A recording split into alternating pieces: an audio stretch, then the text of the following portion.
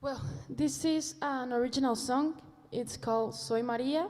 This is in Spanish, and well, as you may know, I have a band. It's called Mary Silent, and we also have original songs. So most of them, I wrote them, but these songs are more like happy, and this time I'm going to sing some songs that are more like sad and repressed. So I'm glad that you don't understand this in Spanish. So.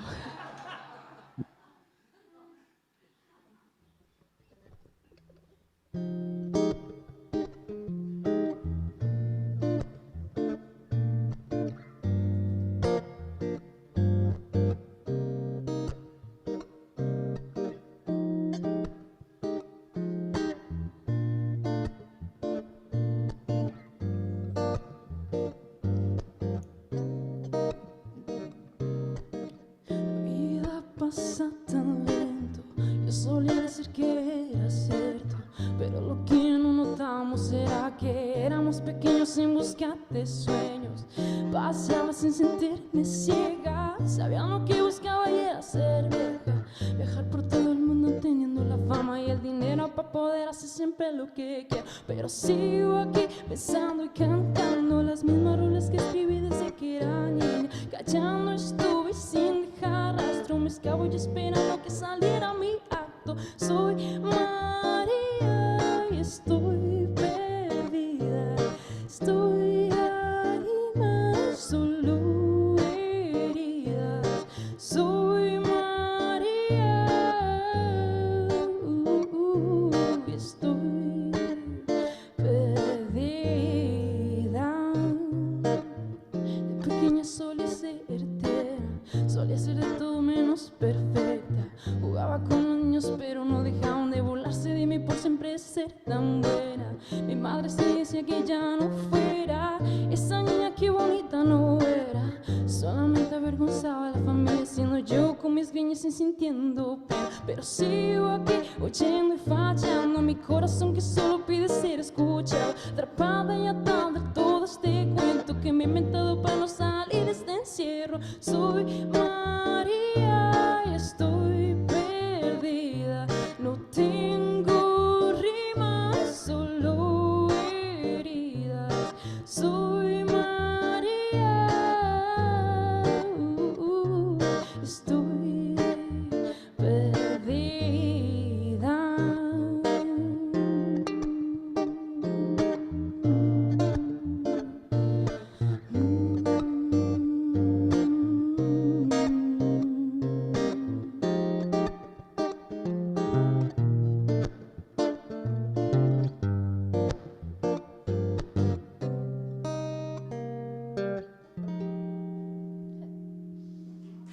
Thank you so much. Gracias.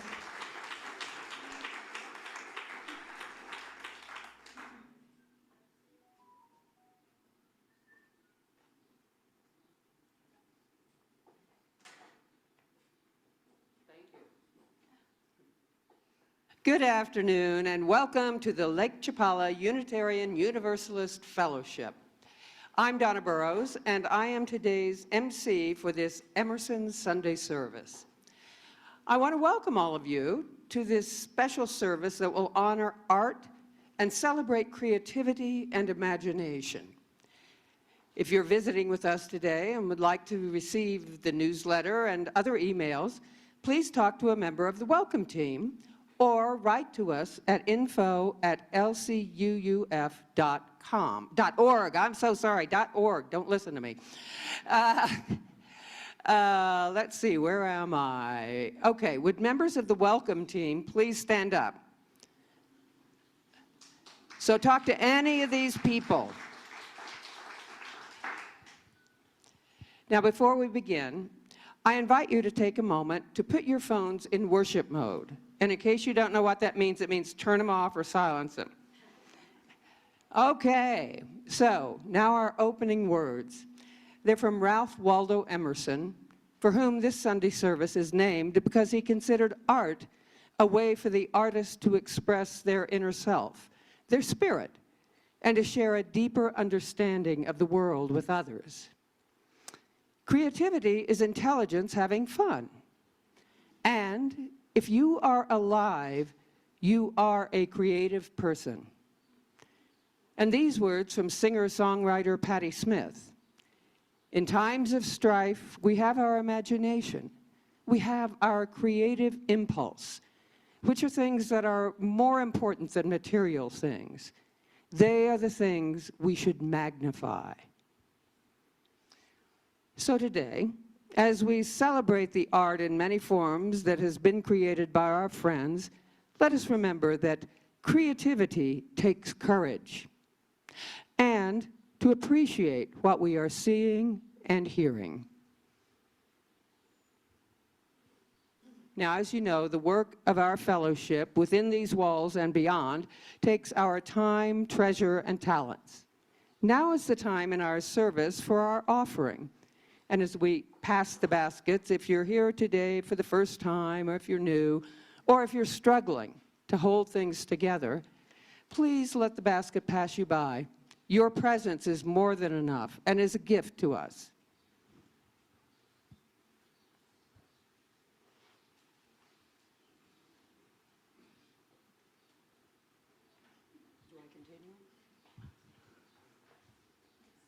Please know that we give all of the money collected at during the service to an organization providing services to the Lakeside community.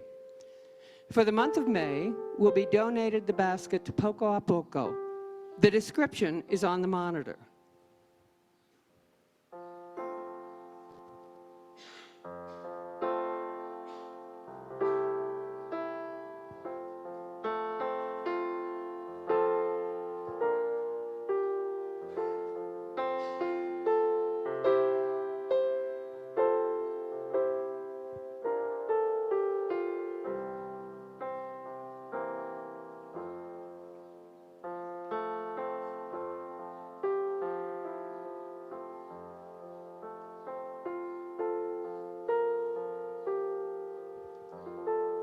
May this offering sustain and grow the life and work of this congregation. May we give in love and in hope for a better world. Now, before we light our chalice and enter this time of creativity, let's take a moment to acknowledge all who are participating in today's Emerson Sunday service. And I believe the acknowledgments will be on the slides. Or not. There we go.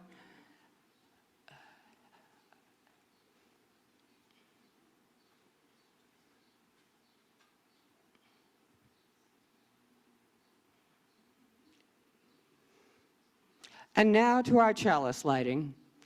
Our chalice lighting words today are written by and will be read by Bill Freyer. He joins us from Maine on Zoom. He taught in the humanities department at Central Maine Community College for 34 years. And he and his wife Pixie moved to Ahihic in 2007, moved back, if we could move that, okay, thank you, moved back to Maine in 2012, and returned to Snowbirds in 2016. Bill? Thank you, Donna. As we gather to honor, can you hear me? Yeah. Yes. As we gather to honor Ralph Waldo Emerson today, may we remember his words: give all to love, obey thy heart, the sun is set, but set not his hope. So as we light our chalice, may the Mexican sun warm our hearts. May the spirit of love bring peace to our community. Let us follow Emerson and give all to love. Light the chalice. Blessed be.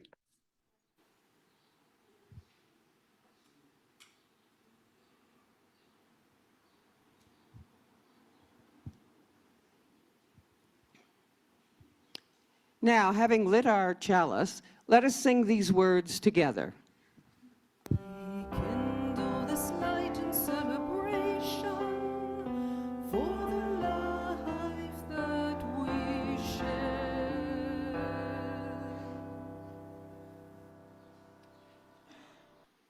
Helen Murray White was a longtime resident of the Lakeside community and a member of the Lake Chapala Unitarian Universalist Fellowship.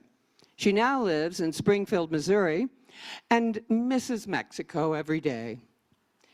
She has published Watch Out for Topes, 54 Days in a Container Ship, Butterfield Overland Mail, and The Murray Family. Paula Odom will read Helen's story. Hi. Okay, this is Helen speaking.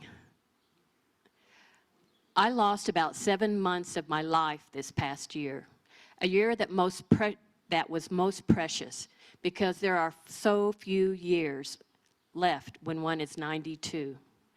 I entered a skilled nursing facility in October, much to my horror, after breaking my hip. I never believed that I would have to live in such a place. My only solace was writing. I watched old movies and read magazines and books which I had never read before, hoping to add knowledge that I had missed growing up. I then determined to be a person who brought a light to the people around me. That task has been more difficult. I try to smile more often, talk with those who sit at my table, and joke with the staff. I keep busy staying in contact with friends, researching genealogy, and writing family stories.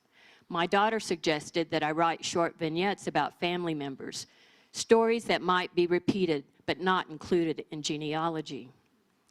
A friend suggested that I write about funny experiences similar to what I had written in my newsletters. The problem with the suggestion is that there are few funny moments. Residents physically participate in activities, but blank facial expressions do not indicate how much joy they feel. An exception is a woman who lives across the hall. She has severe neurological problems affecting her ability to lift her head and to use her hands, to lift her spoon or to grasp a piece of food with her fingers. She perseveres and tries to be independent. One evening at dinner, she was trying to lift her right arm to aid in picking up food. Her tremors increased as she persevered. I didn't want to interfere with her attempt to be independent and asked, "Is there something you need, Grace?" She chuckled and said, "A new body." Her brother visits her at night, and they watch baseball and football games and public television. He took her to the polls, and she voted in the last election. They went to the opening night of the Springfield Symphony. She is my new friend, an example of the person to become when life hands out some really rough breaks. Thinking about our reactions to life situations, I remembered My Symphony by William Henry Channing. I read it during high school English class, and it became one of my favorites, even though I was not yet a Unitarian.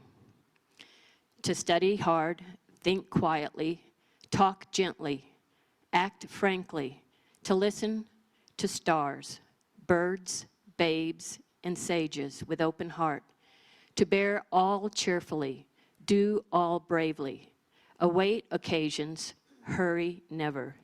In a word, to let the spiritual, unbidden, and unconscious grow up through the common. This is to be my symphony. I am planning to return home in May and resume some of my old activities, but I remember that another fall or a stroke could change my plans. I must remember that I learned from this experience.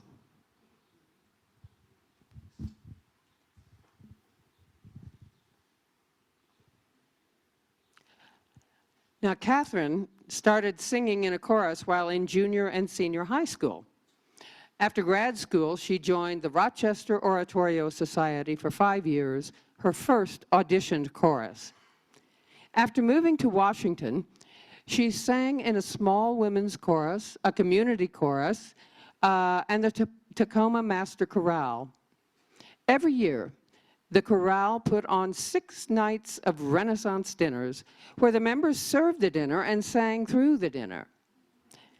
After she moved to Ajijic, she sang with Los Cantantes del Lago and now sings with Las Voces del Lago, and she takes voice lessons with Tim Welch.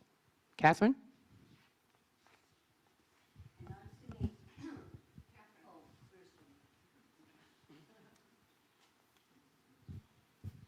I'm singing Wherever You Walk by Handel.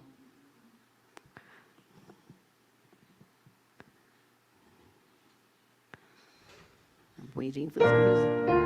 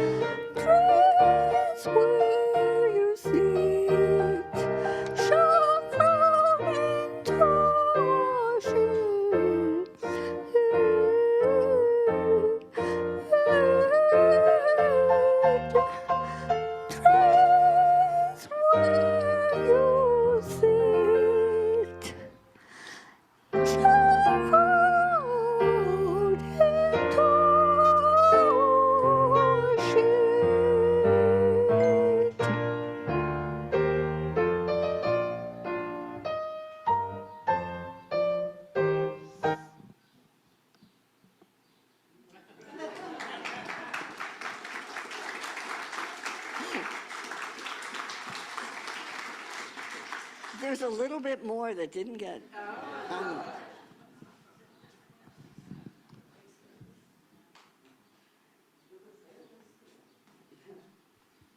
Hi, everyone. I'm happy to join you from the Upper Peninsula of Michigan. Is my sound level okay? Oh, I'm sorry, Mike, I have to introduce you. Oh, I'm sorry. Mike was born and raised in the Los Angeles area.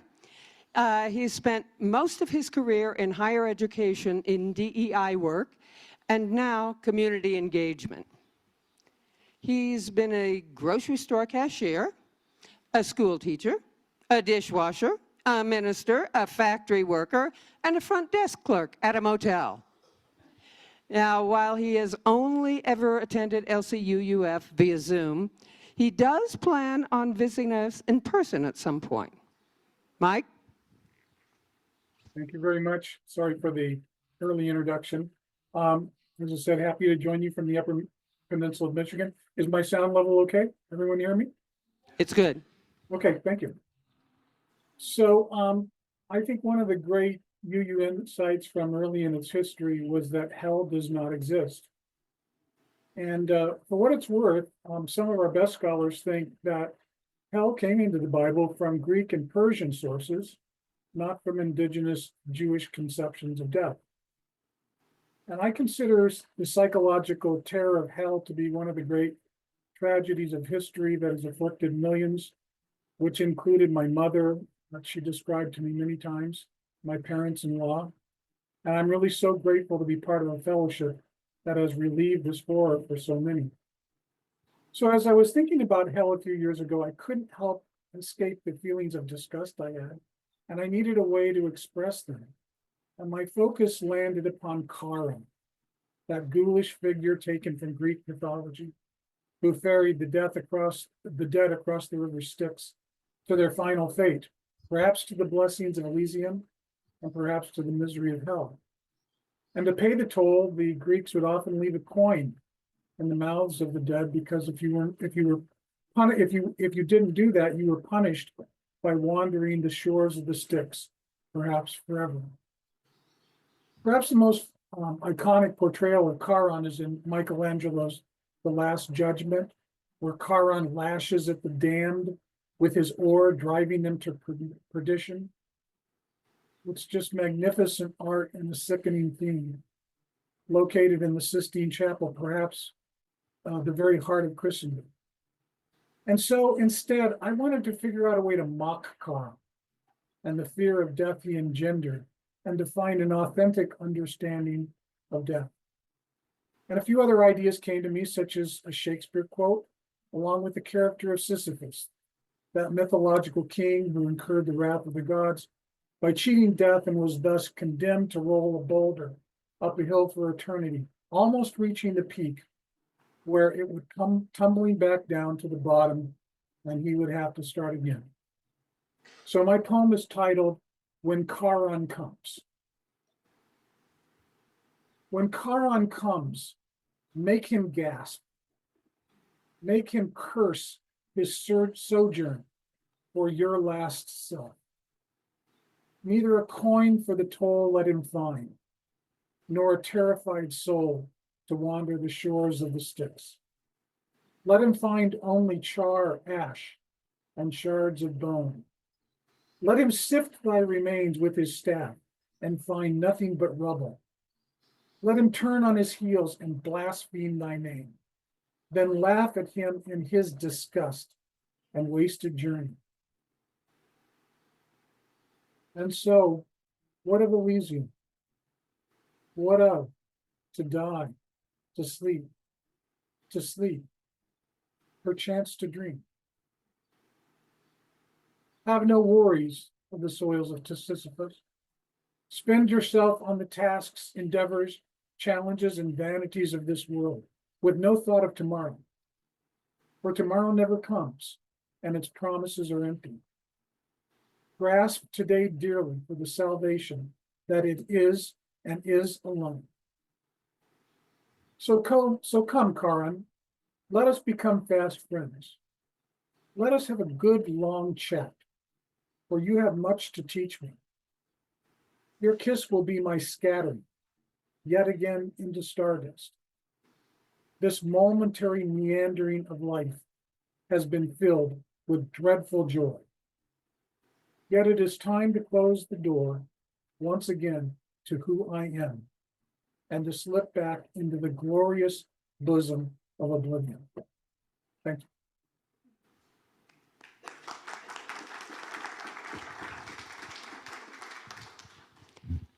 I believe we have some song leaders who are supposed to lead us in song at about this time. No, and what is it? Is it you, Michael?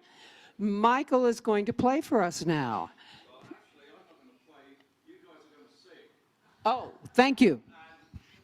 What we're going to do is we're going to learn a round. It's very short, very simple, and it's in two parts. And you're all going to sing the same thing, but at different times.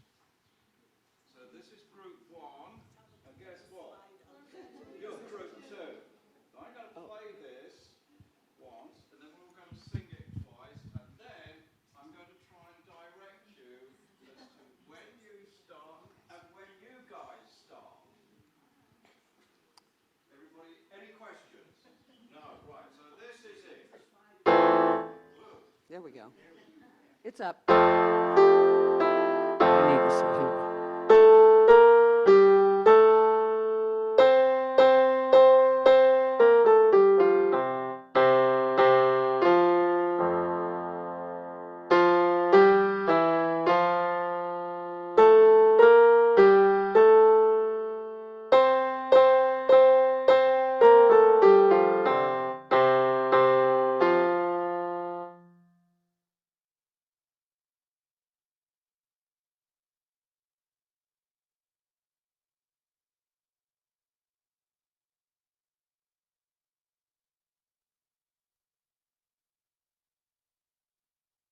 Open your mouth and smile. Okay. 1, 2, 3.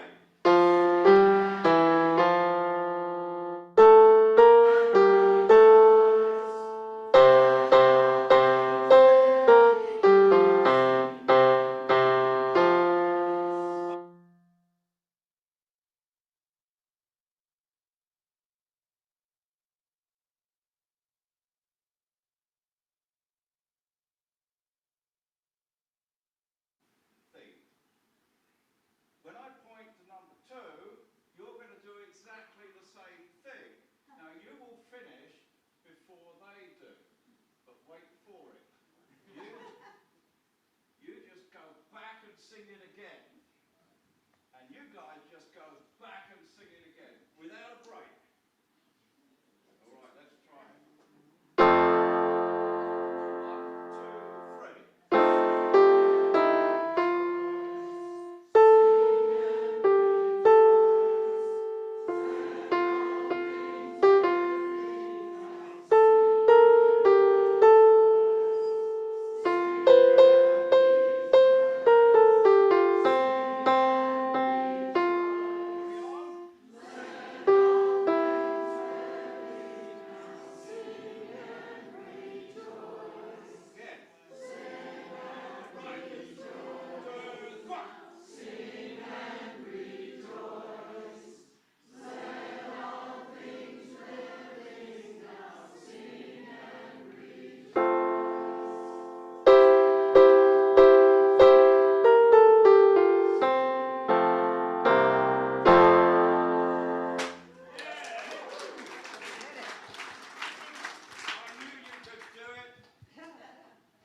Well done.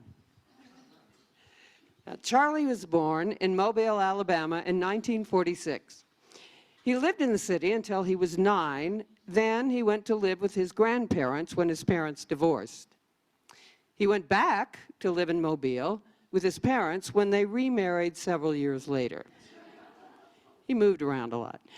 Charlie served 2 years active duty in the Navy Reserve on a submarine. He was married while in the Navy, and he and his wife were married for 52 years. Yeah, wow. Charlie was part of the early tech team at LCUUF.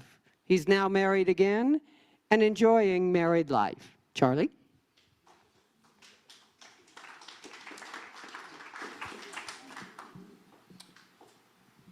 When I was young, I was a little bit of a wild person. Well, maybe more than a little. This is a story about how my friends and I spent our time when we were late teenagers. We lived in a small town just outside a medium-sized city in South Alabama. The town was surrounded by forest and a lot of creeks. A few blocks from where we lived, there was a little 2-track dirt road leading to a bluff overlooking a large creek. It was a nice place to walk to and enjoy the woods and the creek during the summer.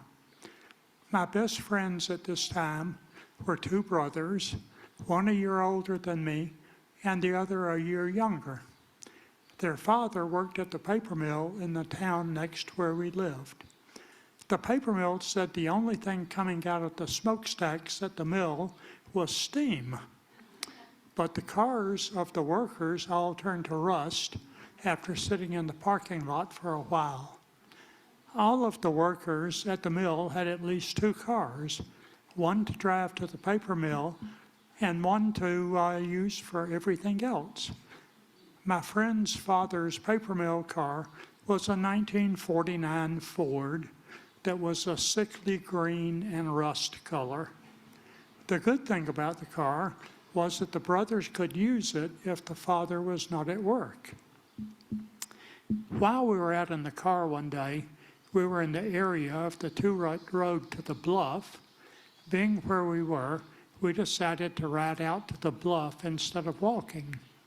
When we got to the bluff, we got out and just hung out for a while before leaving. On the way back, we were driving quite a bit faster than we came in. That was a lot of fun. So when we were back on pavement, we turned around and went out to the bluff again at a much higher speed than the first time. We repeated this a number of times the next few days, and after doing this repeatedly, it had become less fun. We decided we needed to do something to make it more fun. Remember, we were teenagers and did not think about the consequences of the things that we did. The next time we went out to run up and down the road, we decided that someone ought to be on the roof of the car. I don't remember who was the first to ride on the roof. It could not have been the older brother, as he was the only one with a driver's license. It was either the younger brother or me. I don't remember which. The person on the roof lay on his stomach and held onto the doors on each side. It looked like a pretty secure position, so off we went. After running up and down the road so much, we were going a lot faster than at the beginning. Anyway, the run out to the bluff ended with no problem. The car was turned around and the person on the roof was replaced, and we went back out again. This provided plenty of fun for a while. We told some of our other friends what we were doing, and they wanted to try it. After all of them had had a few rides, it was becoming old hat. We decided to try something new. We would do the runs up to the bluff with 3 people on the roof. One person would lie down and hold on in the windows. The other 2 would lie down on either side of the center person, wrap one arm over him and the other arm into the window. This worked out pretty well, and we all enjoyed ourselves. Then came the ride where it all ended. We had run out to the bluff, turned around, and headed back out when things went wrong. The two-rut dirt road wound around among the trees. There was only so fast you could go and stay on the road. The older brother, the driver, missed a turn and ran off the road. Fortunately, there were no trees there. However, there was a stump. I was not on the roof on this run, luckily. We centered the stump, and the car stopped instantly. The 3 people on the roof went flying when the car stopped. It looked like Superman making a bad landing, times 3. Unfortunately, the landing area was a briar patch. Those of us in the car got out and helped the other 2 out of the briar patch. None of them were really hurt, just scratched up. Then we looked at the car. The tie rod that steered the front wheels was very bent, as it was what had hit the stump. The front wheels were now pointed inward.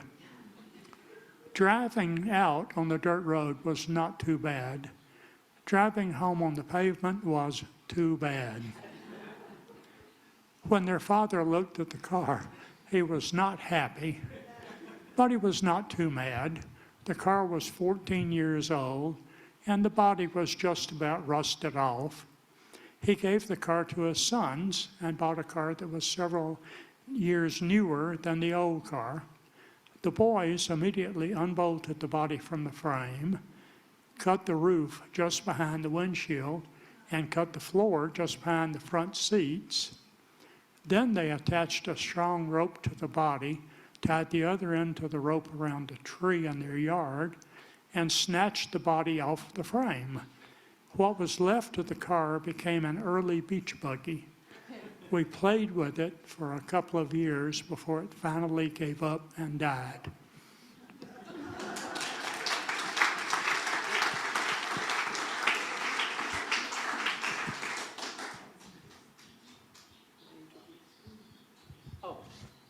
Okay, we now have another song from Fernanda. She's 22 years old and has loved music since she was 6. She's had her ups and downs about it, which is why she started writing. It's a way to let off steam. It's been a long road singing, but since she was 19, she started singing in public. And these songs are completely hers. They're about her. She has a band formed when she was 20 called Mary's Island. So sorry. She's very excited and proud of what they've achieved, and thanks to the love they all have for this. Fernanda. Sí, dos.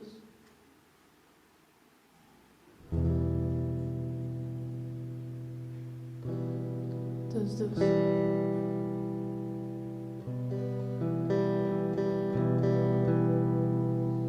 Okay, another sad song. This is for my father. I wrote it because of him. You may know that he has some problems. Well, a lot of problems, healthy problems, so I wrote this for him.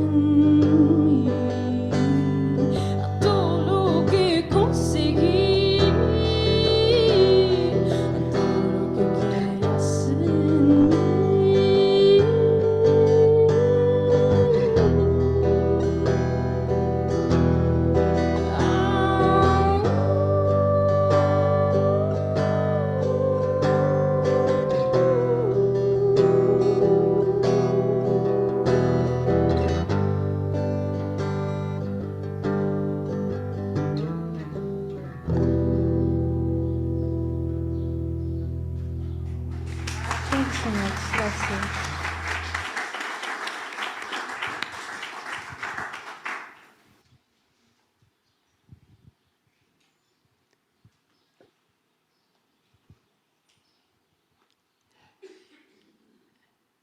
Devora has been a UU for over 30 years, has been an Ahihic for almost 4 years. She's self-published 2 books, written articles for magazines, but today she's sharing some of her collages. She also creates some of the slides for our services, such as today's.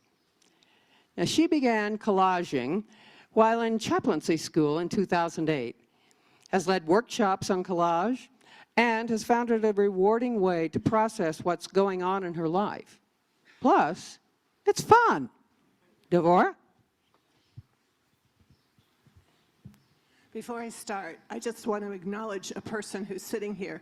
So the Emerson Sunday, today's not the first time it's happened. It's just the first time it's happened in many years, I guess. So Jan Manning came to us and said, we need to do an Emerson Sunday.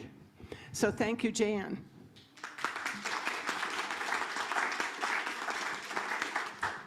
So as Donna said, I started doing collage in chaplaincy school, and at the end of the 2 years, we had been given 20 questions that we had to answer, some really go deep, spiritually kind of questions. And I realized that I had done a collage during those 2 years that answered every question before I knew what the questions were. Yeah, it was, so I made a book. Other people turned in a paper. I gave them a book of collages and the answers. But so I'm going to share some. I've got like, I don't know, 80 collages, but I'm not sharing all of them today. These were 2 that I did while I was in the chaplaincy program. My process is I collect pictures. And when I want to do a collage, I go through the pictures and I pull out ones that speak to me, whether it's for a specific reason or just because I was enjoying doing them. So the one on the left, to me, it's about communication. There's a little girl talking to a parrot. In the original, she was talking to a computer. I didn't want that. And the one on the right, for me, women dream big. Mountains, right? Dream big. But we also, there's a sadness when some of those dreams, we don't get to do them. So that's kind of what that collage is about. It's the 2 faces of women. This one is experience each day as a sacred gift woven around the heart of wonder. And those images spoke to me when I found that. Sometimes I get the images first and sometimes I get the words first. This one I got the words first. I'm actually going to move over here. This one I forgot to fix. At the beginning of chaplaincy school, we were all asked to kind of do some deep dive into who are we, what do we want out of this life? And so this is what came from that. Are you living the life you were born to live? How do you live mindfully? And many years before that, I had written a piece, and it was like 3 pages, and we had to keep going down and down and down. And what I was left with, in the jigsaw puzzle that is my life, one piece is always left under the table. And so this reminded me of that. This one, the background is from, how many of you are familiar with Badger products? No? Okay. I know they're all over the place in the States, but Bill White is Badger Bill, and he's also an artist, and he gave me permission to use some of his artwork, so the background is his. But we are all, this is so UU, we're all walking each other home, and we're all connected. So that was my piece there. Wisdom is a magazine. I think it's out of Western Massachusetts. So the wisdom and the flowers took a lot of careful cutting. This is about the angelic realm that's all around us. Angel of wisdom of the heavens, the earth, body, mind, and soul. And then the woman at the bottom is saying, I play a song that casts out sorrow, foretelling of bright hope tomorrow. So I play with color and form. This one, how many of you from the snowy north? How many of you are glad you're here? I was not a lover of winter, but the winter solstice was a time to really reflect on the gifts of winter. So this is what this one was about. The stillness of the center, your center, is a sanctuary to which you always have access and can return whenever your soul needs rejuvenation. Let me seek solace in the empty places of winter's passage, those vast, dark nights that never fail to shelter me. May the stillness at winter bring you dreams, visions, and inspiration. So it's my way of trying to reframe winter into a positive aspect of my life. Gratitude, an attitude of gratitude is very important to me. It's the way I try to think about things when they're not going so well, like what's the gift here, where can I find gratitude? So gratitude expressed becomes the way we hold the sweetness of our lives. And those were just some images that spoke to me. I love the little girl, I don't know if you can tell, she's holding a little seashell to her ear. Okay. So for 30 years, I've been doing shamanic journeying, and this collage came out of a very powerful journey. A shamanic journey, for those of you who don't know, you go to an altered state of reality through a drum, the drum beat. And I'm not going to go into what the journey was, but just suffice to say it involved a lot of big cats. And so I had to collage it because it was that powerful. So part of the journey was about me needing to let go of a lot of things that weren't working. I can't hold myself together anymore. The shoulders rebel against the neck, which in turn is locked in a long labor dispute with the jaw. Compromise isn't possible. Now parts of me that I've always counted on are leaving. And then up in the corner, there's an eagle who says, "Follow me into the starry realm of dreams. I am the one who makes her own path and leaves a faint trail for you to follow. I guide you back to your original wholeness, your fundamental freedom. I show you your missing pieces, how to thread yourself together again." And I have this actually framed and in my bedroom, and it's one of those pieces that when you move, the eyes follow you. All those cat eyes are following me as I'm walking around. Okay. So I think all of you know that 3 years ago, my husband, who I brought here for end-of-life care, died. And the way I process grief is through collaging. So the next few are about that. But the first one is not about my husband. It's about a very dear friend who had breast cancer. And I made this collage for her. And I made it into a 2x3 framed thing. And it was at her memorial service. And I did a little different thing here. I took some of the pieces of it and made them bigger for you, but it's about transitions, the spirit door. To me, that's a symbol of death, that doorway into the unknown. And she was a birder, so there had to be birds. And her husband and her daughter told me that this was very comforting for them to have this, so her daughter has it now. So that was for Eva. These are the ones for my husband. This was the first one. Fear, alone, is that just what they want us to think?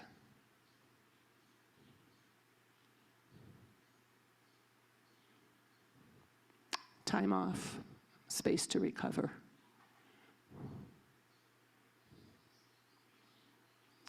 The grief wave, those of you that have had loss, and I bet there's nobody in this room who hasn't experienced it, even many years later, that wave can just like wash over you and take you out to sea. So that's kind of the image there, the grief wave. But within that grief wave, I can find courage, hope, and peace. So it's both. I'm still in this place, almost beyond tears, but not quite yet. Okay. When Colleen Berry moved, Colleen, I hope you're on today on Zoom. She gifted me with a book of collage images, 1,500 collage images, some really crazy ones. And I decided to have fun with them. So these next few are my retro fantasy collages.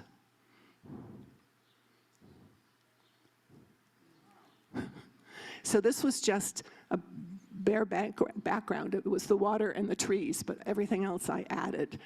And I just played with perspective. So we've got a tall woman, and these people in the boats are like fearful of her. The scream. The parrot is as big as the dirigible. And then there's this giraffe and this monkey and bathing beauties. So I just had fun with the images. There's no deeper meaning to these. I love this one. This was just a desert scene. But now there's a teddy bear, an elephant, and I love the kangaroo is looking at a sign that says kangaroo crossing, basically, 5 kilometers. So again, just fun. This was just an empty bowl with the clamshell. I added bathing beauties and Venus in the half shell. The end.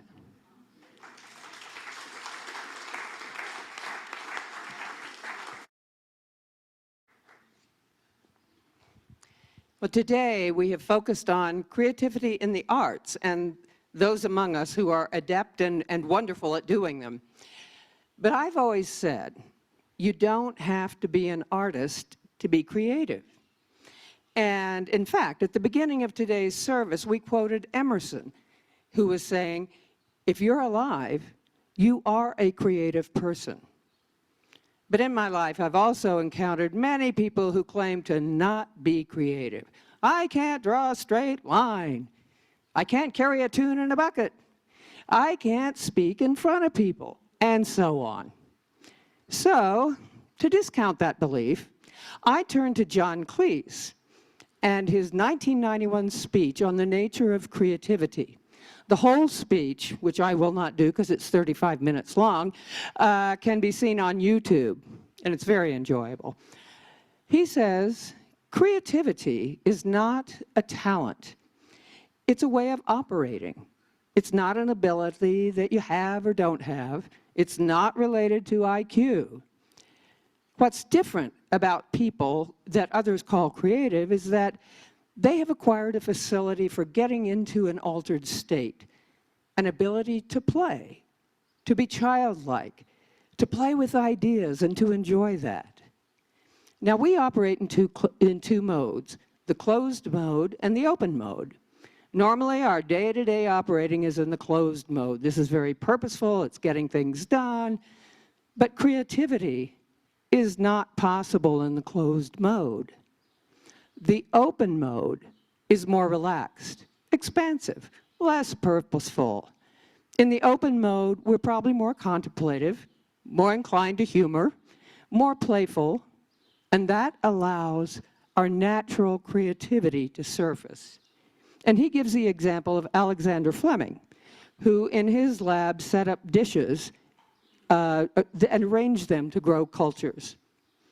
He came in the next day and was reviewing them, and there was one dish that did not have a culture.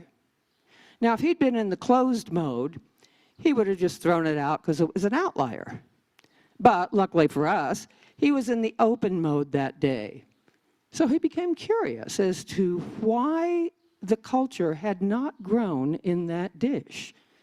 And his following that curiosity eventually led to penicillin. So creativity needs both the open mode and the closed mode. The open to come up with a solution, and the closed mode to implement it. Now, Cleese then offers up 5 situations that are more likely to get us into the open mode. The first is space, someplace away from our everyday demands. The second is time. You set aside a specific time period with a beginning and an end. The third is time. Now, that's not a mistake, because when we first begin to, in this open mode that we're trying to get to, it takes about 90 seconds to start in with what the Buddhists call monkey mind. Oh, I've got to make that phone call. Oh, I have to remember to do this.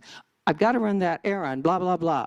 So if you set aside a little more time, like an hour and a half rather than a half hour, it'll give you more time to get beyond the monkey mind to the more creative solutions.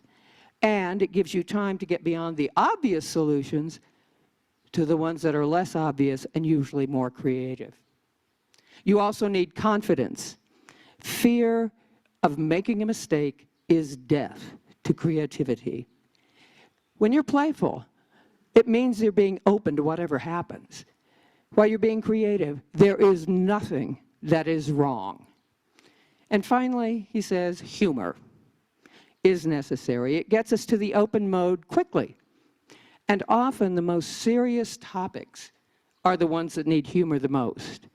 And one example is AA meetings. People share these gut-wrenching stories, and there is more laughter in AA meetings than you'd find in a hit comedy.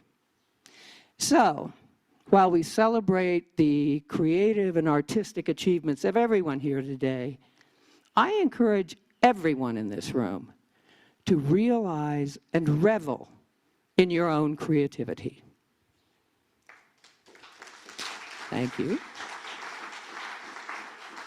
So now let us extinguish our chalice with these words, which we read together.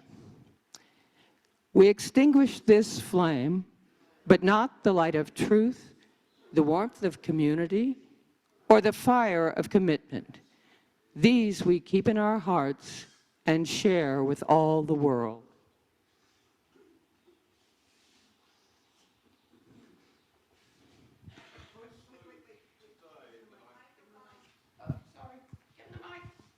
I'm not speaking loud enough, am I? No, you're not. The postlude is something that I've played a few times over the past 6 years here at UU, and it is written by a fellow Canadian, David Foster. And to me, it's one of the most beautiful and thoughtful short pieces of music that I've always had the pleasure of playing. This is called The Water Fountain.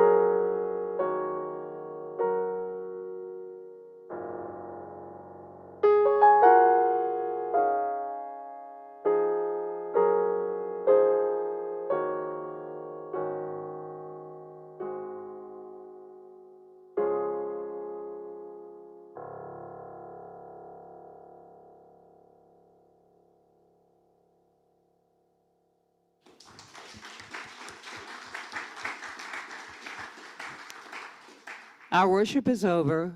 Our service begins. Go in peace and with a purpose.